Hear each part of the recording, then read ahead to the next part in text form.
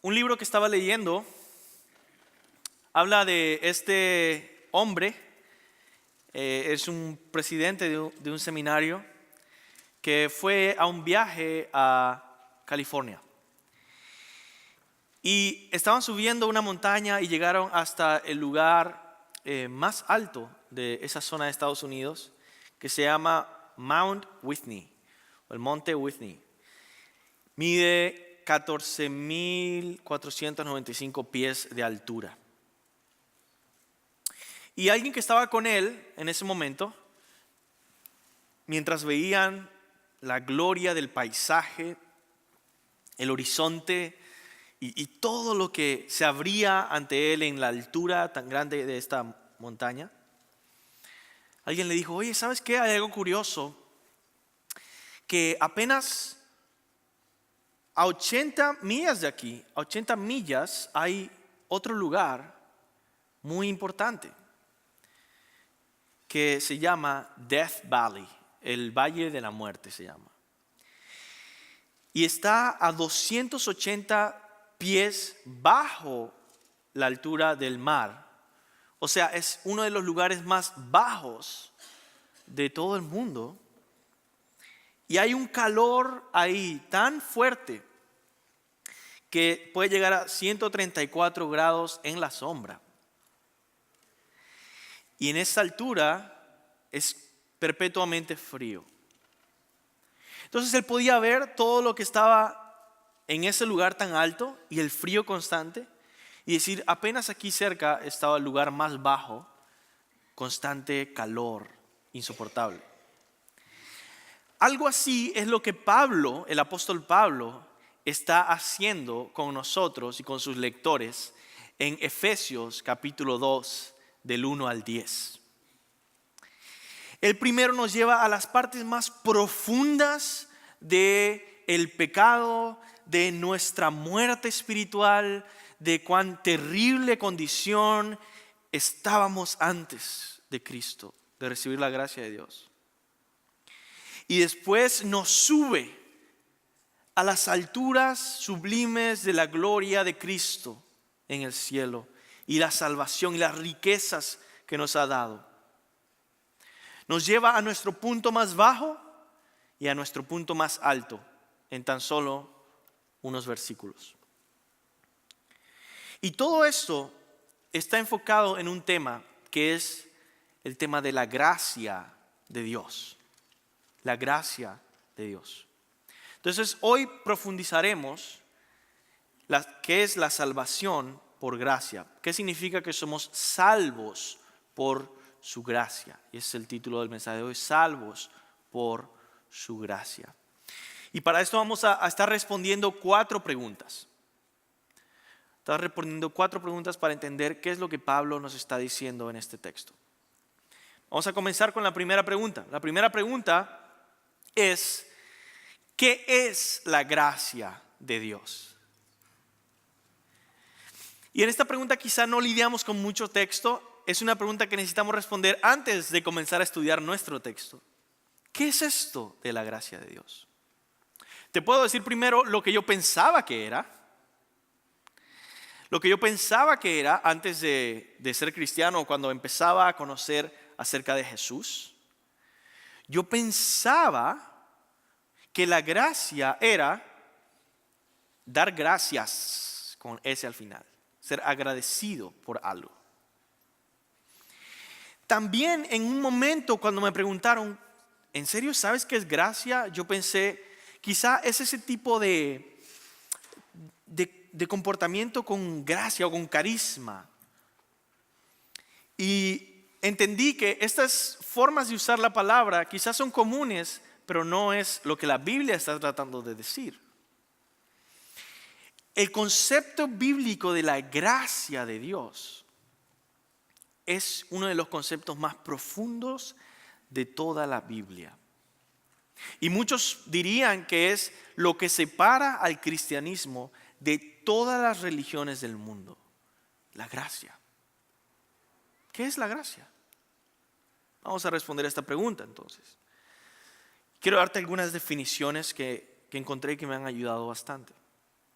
Primero, Greg Allison, un profesor del seminario, define la gracia como la bondad de Dios expresada a los que merecen condenación. Ok, en todas las religiones del mundo, el Dios que haya, si mereces condenación, ¿qué te va a dar? Condenación. Pero la Biblia nos habla de este concepto de gracia en el que Dios muestra su bondad hacia personas que merecen condenación. Y él continúa diciendo, la gracia es el favor inmerecido de Dios. No lo merecemos y Él nos los da. Otra definición dice, la gracia es darlo todo a cambio de nada para aquellos que no merecen sino condenación. Y por último, Bryan Chapell, un presidente de un seminario y pastor, provee una definición más general de la gracia que es muy útil, porque nos ayuda a ver la gracia de Dios en toda la Biblia de principio a fin. Y esta es su definición. Gracia es la provisión de Dios para aquellos que no pueden proveer para sí mismos.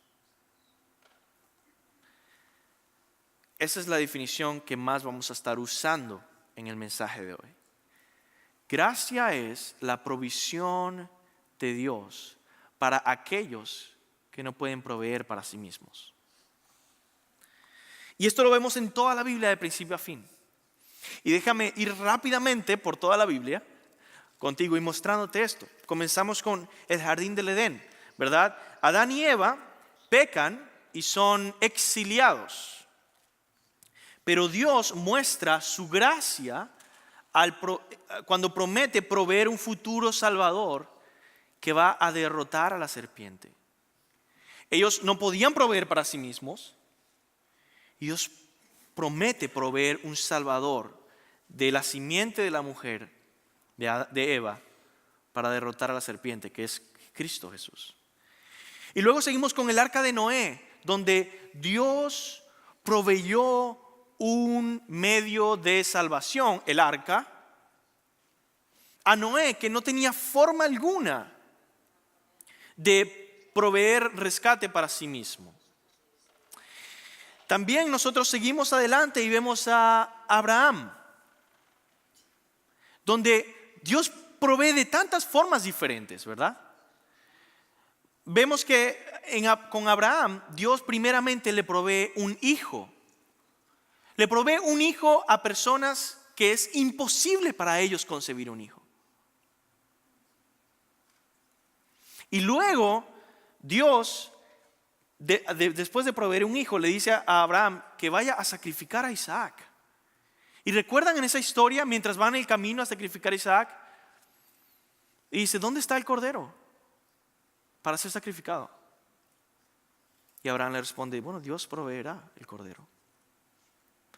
No hay forma alguna de que nosotros podamos proveer un cordero si no tenemos ningún cordero, pero Dios va a proveer para aquellos que no pueden proveerse para sí mismos. Y Dios lo hace. Y eso es un símbolo de lo que iba a hacer con Cristo Jesús.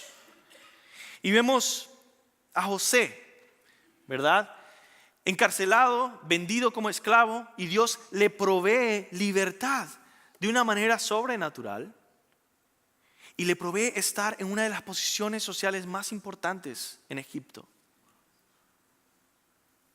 cuando él estaba totalmente desprovisto de bendición.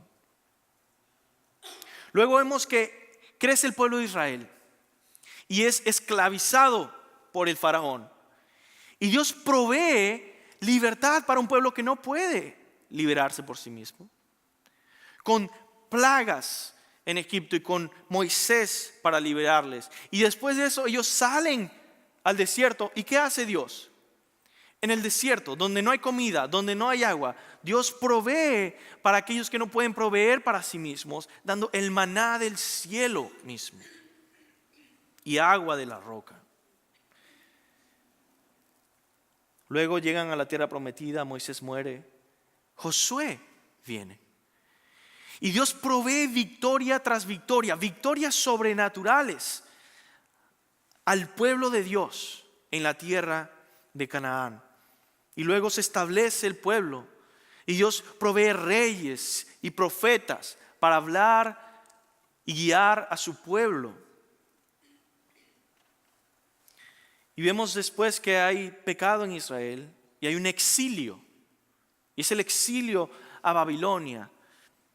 Y en medio de ese exilio hay varias historias muy famosas en las que Dios provee salvación en medio de ese exilio de condenación. Por ejemplo, la salvación que le provee a Daniel, sobrenatural.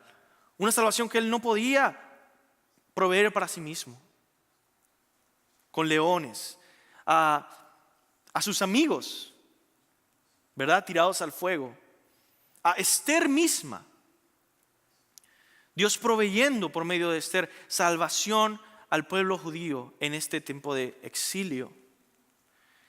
Y luego Él provee un retorno del exilio con Esdras y Nehemías, con cosas inimaginables, que con el dinero de este gobierno o nación que les había exiliado, iban a pagar por esos viajes, por esas murallas que se iban a hacer y esa reconstrucción de Jerusalén. Y después de 400 años de silencio, Dios provee a su Hijo Jesucristo para salvar a su pueblo de sus pecados. La vida, la muerte, la resurrección de Jesús, la salvación que Dios ha provisto, que es imposible que nosotros proveamos por nosotros mismos. Él mostró su gracia, que no merecíamos y que éramos incapaces de llevar a cabo. Y luego provee al Espíritu Santo. El Espíritu Santo que nos guía y nos instruye y nos disciplina y nos santifica y nos usa. Y proveyó la iglesia en la que nos animamos unos a otros y servimos a nuestro Señor. Y proveerá un día la resurrección final y victoria sobre todo. Su gracia, la provisión de Dios para aquellos que no pueden proveer para sí mismos. Su gracia está de principio a fin en toda la Biblia. Y ese es nuestro Dios, un Dios de gracia. Y eso determina y pone aparte al cristianismo a diferencia de toda religión. Esa es la gracia de Dios. Dios muestra su gracia cada vez que provee comida al hambriento y al moribundo, cada vez que está dando de descanso al que está exhausto, cada vez que da victoria a los débiles, cada vez que provee obediencia y fidelidad a los infieles, cada vez que perdona pecados, ¿verdad? Y cada vez que esto sucede, la Biblia está mostrando la gracia de Dios. Así que, entendiendo que es la gracia de Dios, ahora podemos leer nuestro texto, ¿sí? Vamos a leer nuestro texto en Efesios 2, del 1 al 10. Y dice así: y Él os dio vida a vosotros cuando estabais muertos en vuestros delitos y pecados, en los cuales anduvisteis en otro tiempo, siguiendo la corriente de este mundo, conforme al príncipe de la potestad del aire, el espíritu que ahora opera en los hijos de desobediencia,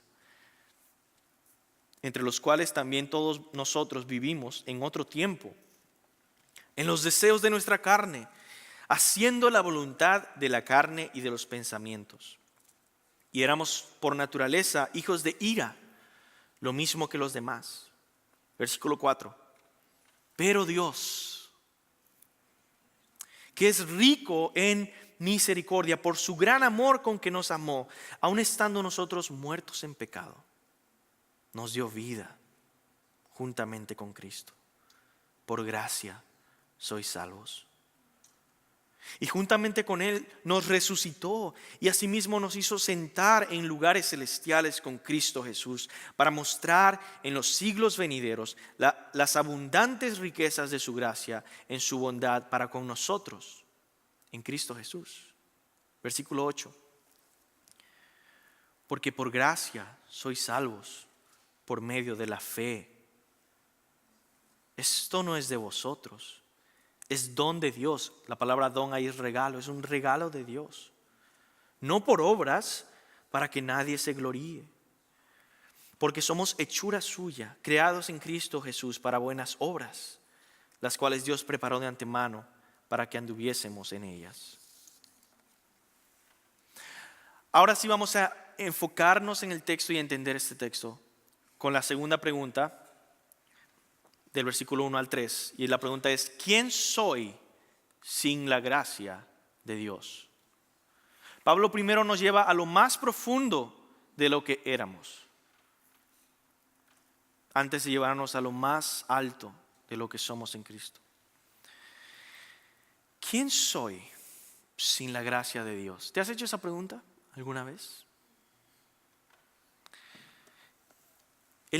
Pablo nos quiere mostrar la terrible condición espiritual en la que nos encontrábamos. ¿Quién soy yo realmente sin la gracia de Dios, sin Dios? Y es importante meditar qué somos sin Cristo, ¿verdad? ¿Qué sería de ti sin mí, sin la gracia de Dios y la salvación de Cristo? ¿Cómo estaría tu vida? ¿Cómo se vería? ¿Cómo se vería tu corazón? Y mis hermanos, Pablo expresa 5 características de una persona que aún no ha recibido la gracia salvadora de Dios. 5 características. Y yo te pido que mientras pasamos rápido por estas 5 características, examines tu propia vida. Examínala y pregúntate: ¿conoces personalmente la gracia de Dios? No información sobre la gracia de Dios, pero tú has experimentado la gracia de Dios. 5 características de alguien que no ha experimentado la gracia de Dios, la gracia salvadora de Dios. Primero, Pablo nos dice que sin su gracia estaríamos muertos. Esa es la primera, muertos. Esto significa que éramos absolutamente incapaces de amar la gloria de Dios, buscar su gracia y vivir en santidad. Imposiblemente, para nosotros no podíamos tener una relación con Dios, una vida espiritual. Estamos muertos. La vida de Dios no estaba en nosotros y no está en ti si no has recibido la gracia salvadora de Dios en Cristo. La vida de Dios está en ti. Teníamos una esperanza, tendríamos tanta esperanza de ser adoradores como tiene un cadáver, de ser un bailarín o un constructor. Imposible para nosotros llegar a ser adoradores, lo cual fuimos creados para ser. Ahora, ese era yo antes de recibir la gracia inmerecida de Dios, muerto, un cadáver espiritualmente. Mi pregunta para ti es: ¿has conocido la vida verdadera que hay en Cristo? ¿Verdad? ¿Aún estás muerto en tus delitos y pecados? Cuando tú ves tu vida, ves tu vida y dices: sí, yo veo que mi vida es en Cristo. O no, yo veo que mi vida es en delitos y pecados contra Dios. Segundo, ¿quién soy sin la gracia de Dios? Segundo, sin la gracia de Dios estaría siguiendo la corriente de este mundo, dice Pablo. Estábamos perdidos en un camino que lleva a la muerte y sin embargo estábamos confiados de que estábamos en el buen camino. Quizá a algunos le ha pasado que de repente están viajando en algún lugar y como que no era el camino indicado y siguen viajando y dicen: en algún momento voy a llegar. Y siguen, y quizás si eres una persona muy terca y testaruda, dice: no, vamos a seguir adelante porque yo sé que este es el camino. Y todo se está poniendo más oscuro y todo se está poniendo tenebroso y seguimos adelante. Esa es la misma mentalidad, por cierto, usando esta ilustración, que en el mundo espiritual tienen las personas que no han sido rescatadas. Dicen: este es el camino, esta es la verdad. Estoy confiado en este camino que lleva a la destrucción. Y ¿sabes qué? Cuando alguien se me viene a los lados y me pregunta por dónde voy, yo le digo: es por este camino, ven, sígueme. Y seguimos por el mismo camino que lleva a la destrucción. Este es el camino la corriente de este mundo del que habla Jesús cuando dice que amplio es el camino que lleva a la perdición. Lo que a este mundo le parece correcto realmente es pecaminoso y malvado. Y déjame preguntarte, ¿has roto tu relación con la corriente de este mundo?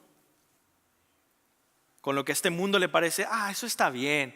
Tú estás viviendo de una manera que está bien, no es algo malo, no es algo escandaloso. Está bien. ¿Has roto con ese tipo de mentalidad o sigues aún en la corriente de este mundo? Es una señal de que necesitas ser rescatado por la gracia de Dios. Tercero, ¿quién soy sin la gracia de Dios? Sin su gracia estaríamos viviendo conforme a Satanás. Dice el versículo 2 y 3, conforme al príncipe de la potestad del aire, el espíritu que ahora opera en los hijos de desobediencia, entre los cuales también todos nosotros vivimos en otro tiempo. O sea, Pablo no está diciendo, bueno, estos son ustedes. No era que yo vivía bajo el control de Satanás, pero ustedes sí. No, está diciendo todos nosotros vivíamos antes bajo la potestad del enemigo. La palabra Satán significa enemigo. No solo estábamos en el camino equivocado, también hay fuerzas espirituales que constantemente nos impulsan a seguir el camino equivocado. Y eso es lo que un comentario decía, dice, el versículo 2 nos enseña que hay fuerzas que nos empujan, nos seducen y nos animan a ir en la dirección equivocada.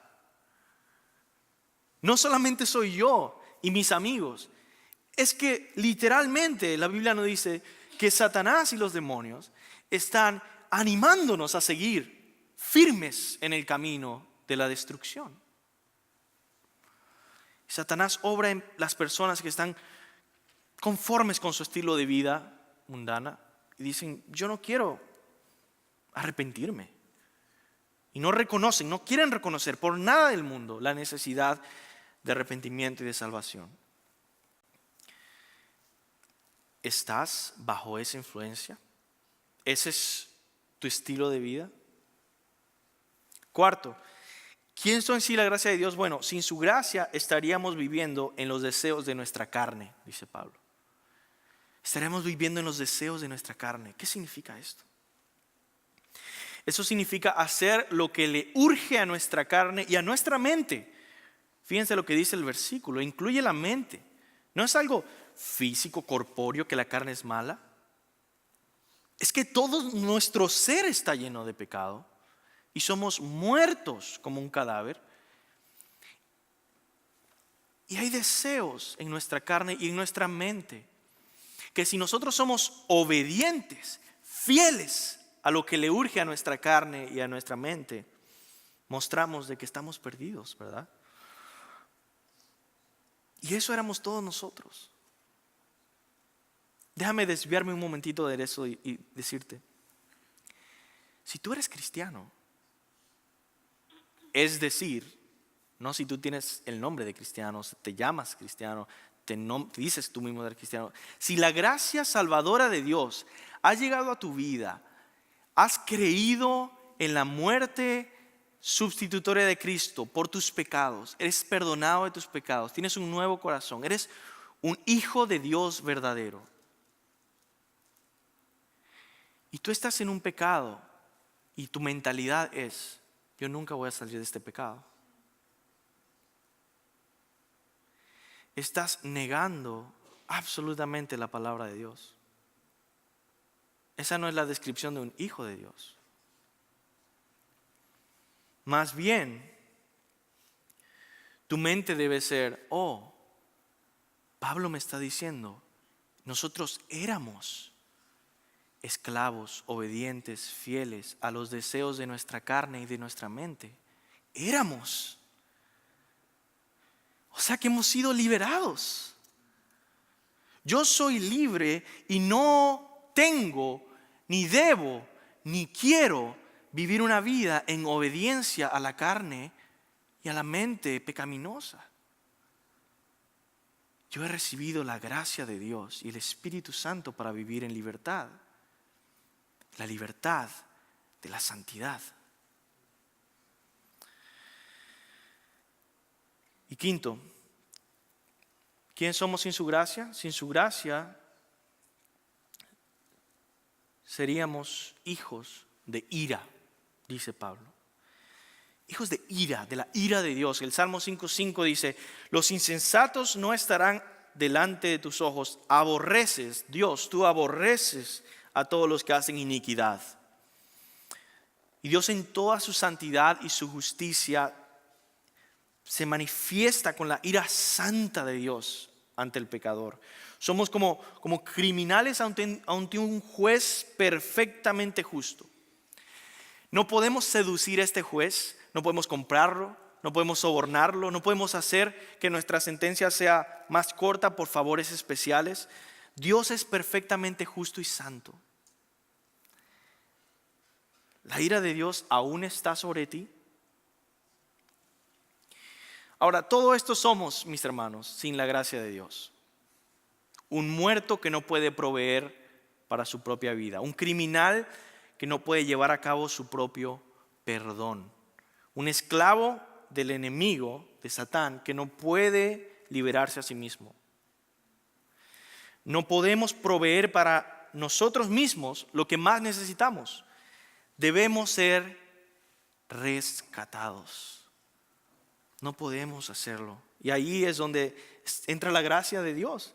La bondad, el amor, la misericordia de Dios. Recuerda la definición de esa gracia.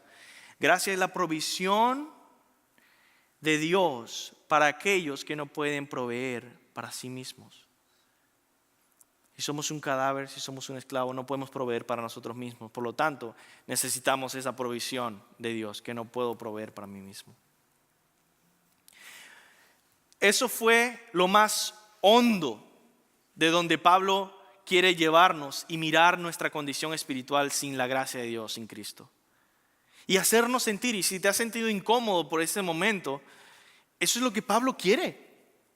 Que veamos esto y digamos, qué terrible condición, qué negativo mensaje, dice. Y Pablo quiere que veamos este mensaje tan negativo. Y si estamos ahí, busquemos salir lo más pronto posible de ahí y clamar por la gracia salvadora de Dios. Vamos a el tercer punto. Dijimos primero, ¿qué es la gracia de Dios? Segundo, ¿quién soy sin la gracia de Dios? Tercero, ¿qué logra la gracia de Dios? ¿Qué logra la gracia de Dios? Y el versículo del 4 al 7, Efesios 2, del 4 al 7 dice: pero Dios, que es rico en misericordia, por su gran amor con que nos amó, aun estando nosotros muertos en pecados, nos dio vida juntamente con Cristo. Por gracia sois salvos. Y juntamente con Él nos resucitó.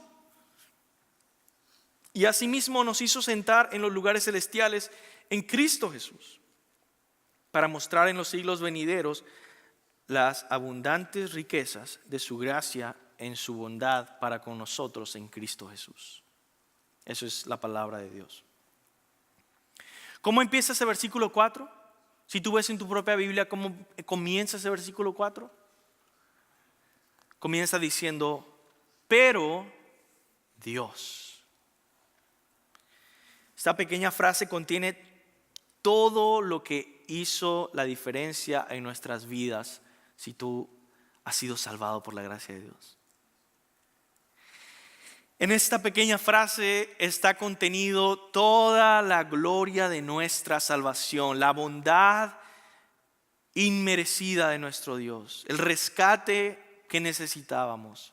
Pero Dios. En otras palabras, para ayudarte a ver el contexto, Pablo dice, estábamos perdidos, pero Dios. Estábamos sin esperanza, pero Dios. éramos esclavos. Pero Dios, estábamos muertos espiritualmente, dice Pablo. Pero Dios, estábamos condenados a recibir la ira infinita y santa de Dios. Pero Dios, que es rico en misericordia. ¿Pero Dios qué? Pero Dios nos dio a Cristo. Pero Dios proveyó a su Hijo. Pablo dice que la solución está en Cristo. En Cristo Dios nos ha mostrado todas las riquezas de su gracia y bondad para con los pecadores. Y si estás en Cristo, eres rico. Y si estás sin Cristo, estás perdido. Este pasaje nos introduce a uno de los temas más profundos de la Biblia, de la teología cristiana, que es la unión con Cristo. El versículo 5 dice: aún estando nosotros muertos en pecado, nos dio vida juntamente con Cristo, unidos a Cristo, por gracia sois salvos. La unión con Cristo nos enseña que somos salvados al ser unidos a Cristo, y así todo lo que es de Cristo es nuestro. Y déjame que tú lo veas en el mismo pasaje. Todo lo que es de Cristo, porque estamos unidos a Cristo, ahora es nuestro. Como si yo lo hubiera vivido. Como decía Martín Lutero, las palabras mismas que Cristo habló como si fueran mis palabras, y las acciones mismas que Cristo hizo como si fueran mis acciones, porque todo Él es mío y todo yo soy suyo. Y en ese mar que es Cristo se ahogan mis pecados completamente, y ya no vivo yo, mas Cristo vive en mí. ¿Y qué dice nuestro pasaje? Que Cristo ha muerto al pecado. Bueno, nosotros también. Cristo, nuestro pasaje dice, Cristo ha resucitado para nueva vida. Entonces nosotros también, versículo 6. Juntamente con Él nos resucitó. ¿Acaso Cristo ha sido glorificado y puesto en el trono del reino de Dios? Nosotros también. Dice verso 6, y asimismo nos hizo sentar en los lugares celestiales con Cristo Jesús. ¿Y con qué propósito hizo esto Dios? ¿Por qué mostrar tanta gracia por sus enemigos, que somos nosotros, anteriormente? Bueno, Pablo nos dice, lo hace con el propósito de mostrar en los siglos venideros las abundantes riquezas de su gracia en su bondad para con nosotros en Cristo Jesús. Si eso es muy confuso, lo cual es un poco confuso, en otras palabras está diciendo Pablo, Dios está demostrando, lo hizo para demostrar en el futuro, en el fin de todo, en el día final, en la eternidad que viene, para demostrar en sus escogidos cuán bondadoso y lleno de amor y de gracia realmente Dios es. Eres el tesoro de la gracia de Dios, y Él te ha dado todos sus beneficios y te ha bendecido en toda bendición espiritual, para que en el día final Él pueda mostrar ante todo el universo y millares de ángeles cuáles son las riquezas de su gloriosa gracia en Cristo. ¿Qué logró la gracia de Dios? Eso fue lo que logró la gracia de Dios. Y por último, para terminar, último punto, ¿cómo obtengo la gracia de Dios? ¿Cómo obtengo la gracia de Dios? Si la gracia de Dios es tan maravillosa, si tiene los infinitos tesoros de Dios a nuestra disposición, ¿cómo entonces puedo obtener esa gracia de Dios? Versículo 8 al 10 nos lo dice. Después de escuchar todo lo que Dios ha hecho,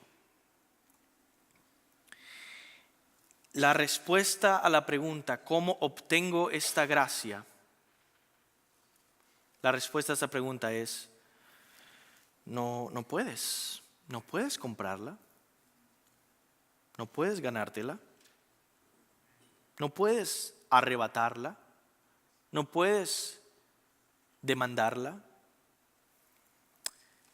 Escúchenme bien, mis hermanos, la gracia de Dios tiene que ser dada por Dios de manera libre. Tenemos un Dios libre. Él tiene misericordia con el que tiene misericordia. Él derrama esta gracia según su voluntad, y la salvación es por gracia, por fe. Pablo toma un tiempo para aclarar esa salvación que no es por obras. Y dice, versículo 8 dice, porque por gracia sois salvos por medio de la fe. Ahí está la clave. Por medio de la fe. Y esto no de vosotros, pues es don de Dios. No por obras, para que nadie se gloríe, se jacte y diga con orgullo, yo lo logré por obras. Porque somos hechura suya, creados en Cristo Jesús para buenas obras, las cuales Dios preparó de antemano para que anduviésemos en ella. Pablo describe 4 cosas de la gracia salvadora de Dios. 4 cosas que rápidamente vamos a ver en el texto. Primero, la gracia de Dios es gratuita, gratis. No se puede comprar. Pablo dice, es don de Dios. Es decir, esa palabra don es la palabra regalo, es un regalo de Dios. Es gratis. La gracia de Dios es gratuita para ti y al mismo tiempo, escúchame bien, es gratis para ti. No es gratis en general. La gracia de Dios es gratis para ti. Es gratuita para ti y para mí. Pero es extremadamente costosa para Dios. Al precio de sangre comprada, la gracia que te salvó. En la cruz, Dios pagó el precio para que tú recibieras su gracia gratuitamente, un regalo de Dios. Si tú estás todavía convencido de que tienes que caminar de rodillas por 10 horas para ganar la gracia de Dios, si tú estás convencido todavía que tienes que comprar el aceite de Jerusalén y el manto ungido para recibir la gracia de Dios. Si tú estás convencido todavía que tienes que hacer un cheque de $1,000, de $2,000, ofrendar tu carro a la iglesia para poder obtener la gracia de Dios, estás totalmente equivocado. La gracia es un don de Dios que Él ya pagó. Y si alguien te la está vendiendo, es scam. Ya está pagado. ¿Y a qué gran precio? Nunca, mi hermano, nunca deshonres el precio que pagó Dios en la cruz por la gracia que te dio al querer comprarla de alguien más. No deshonres la gracia de Dios. No deshonres la cruz. Primero, la cruz vale mucho más de lo que tú puedes pagar. Y segundo, Dios ya hizo ese sacrificio a gran costo. Segundo, la gracia de Dios, dice Pablo, se obtiene por fe, no por obras. No podemos sorprender a Dios. La gracia salvadora de Dios no toma en cuenta nuestras obras de justicia como razón para salvarnos. No es por esas obras. Estaba leyendo acerca de un artículo de algo que sucedió en Brasil hace un tiempo atrás. Un hombre estaba queriendo recuperar al amor de su vida que le había dañado la relación. Y este hombre se puso en las rodillas unas partes de una llanta porque iba a ir de rodillas 10 millas hasta donde su amada, para que ella viera esto y le perdonara. La gente mientras él andaba, wow, qué interesante, las noticias estaban ahí, salió en el periódico. Cuando él iba llegando, la muchacha se había ido porque ni siquiera quería verlo. Si este hombre no podía sorprender y convencer a su propia exnovia de que lo aceptara, ¿cómo tú crees? ¿Y cómo yo creo? ¿Y cómo nosotros creemos que podemos sorprender a Dios? A Dios. No por obras, para que nadie se gloríe. Y eso nos lleva al tercer punto, ¿verdad? Primero, la gracia es gratuita. Segundo, la gracia se obtiene por fe, no por obras. Y tercero, Pablo nos dice, la gracia destruye el orgullo. Dice ahí Pablo, para que nadie se gloríe.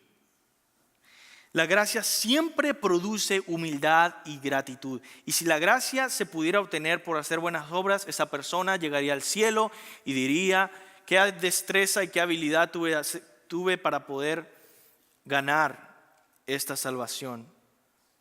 Mientras que los demás serían humillados al decir, bueno, no pude hacerlo. Pero sabiendo que el evangelio es por fe, por gracia, como un regalo, destruye nuestro orgullo. ¿Por qué?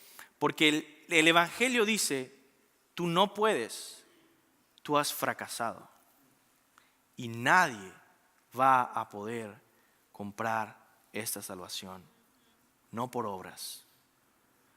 Dios, déjame que escuches esto, Dios ama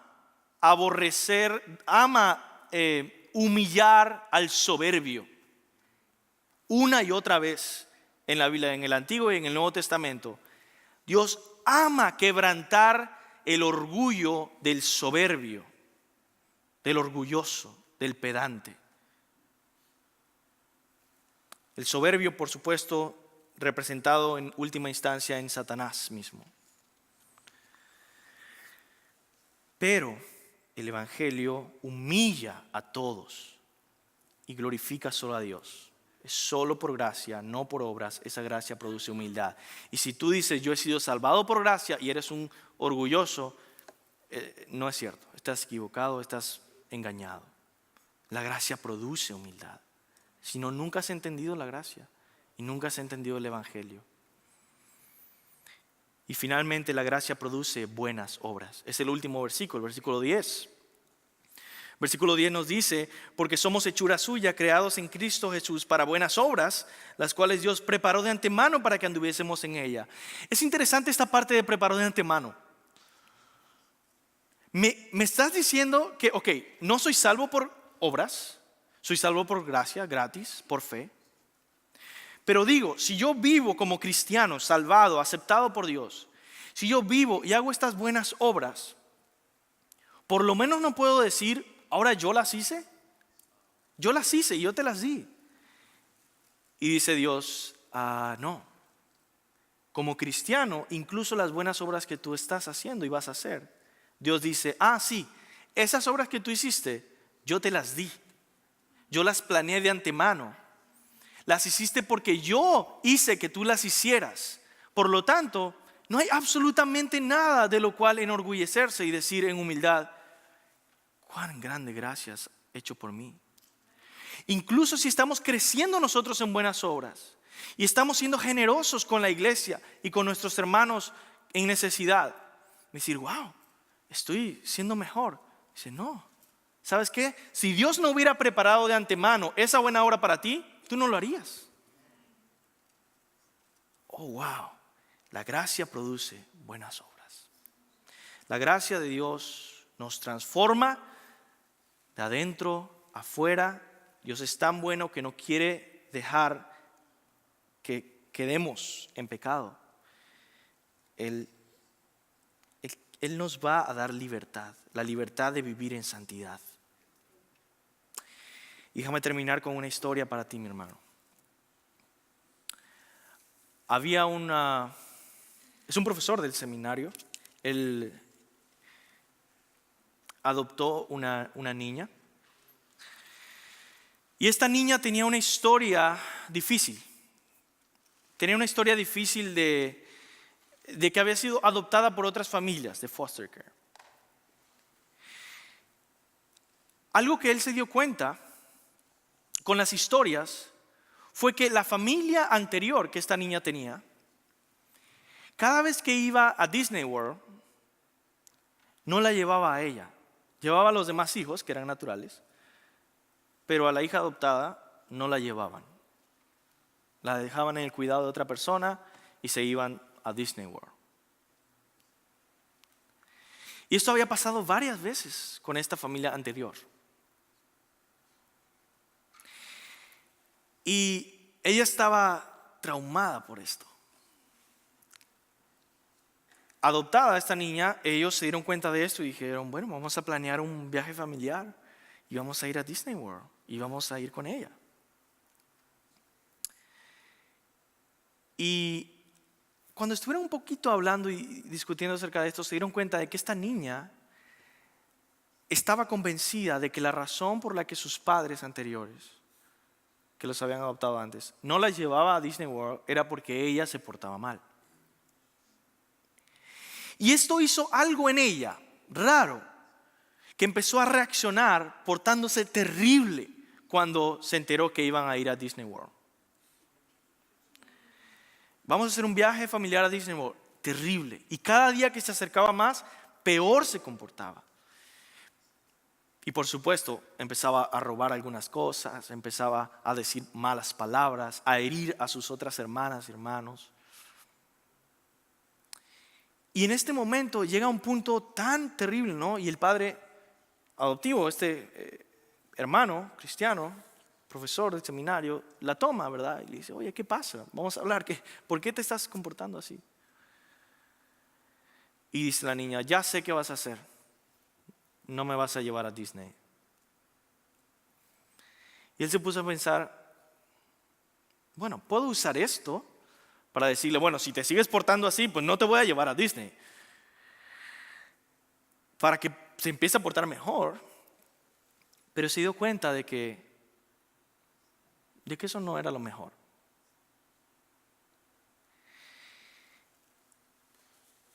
Y él siguió adelante, fueron a Disney y se estaba portando terrible en Disney el primer día.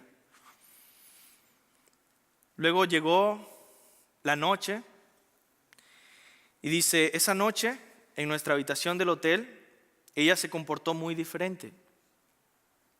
Estaba agotada, pensativa y un poco llorosa a veces. Pero su mes de rebelión se había desvanecido. Cuando llegó la hora de acostarse, oré con ella, la abracé y le pregunté, hey, entonces, ¿cómo fue tu primer día en Disney? Ella cerró los ojos y se acurrucó en su unicornio de peluche. Después de unos momentos, ella abrió los ojos ligeramente y dijo, papá, finalmente pude ir a Disney World, pero no fue por ser buena, es solo por ser tuya. Porque él le había dicho, es un family trip, es un viaje de familia. ¿Eres tú de la familia? Sí. Bueno, vamos. No fue por ser buena, es solo por ser tuya. Ese es el mensaje de la gracia. Cuando peor nos portamos, cuando peor nos rebelamos contra nuestro Rey, cuando nos volvimos los peores enemigos de nuestro Dios, Él nos adoptó, nos hizo suyos y nos dio todas las riquezas en Cristo Jesús. Si tú no conoces aún esa gracia, yo te animo el día de hoy. Deja toda tu vida atrás, no vale la pena aferrarse a ella. Deja todos tus pecados atrás. Deja todo lo que has conocido atrás y sé un discípulo de Jesús. Jesús, tu Salvador, el que murió por ti en la cruz, el que pagó el precio para darte la salvación gratuita, el que derramó su sangre en un madero y resucitó al tercer día en victoria para darte esa victoria. Jesús, al que se le escuchó diciendo, el que venga a mí, no le echo fuera. Si quieres venir a Jesús hoy, recuerda, es por fe. Es gratis. Y si tú eres miembro de esta iglesia, déjame terminar diciéndote, la gracia que Dios da a los seguidores de Jesús, a los discípulos de Jesús, es infinita y para siempre. Nunca podemos dejar de recibir su gracia.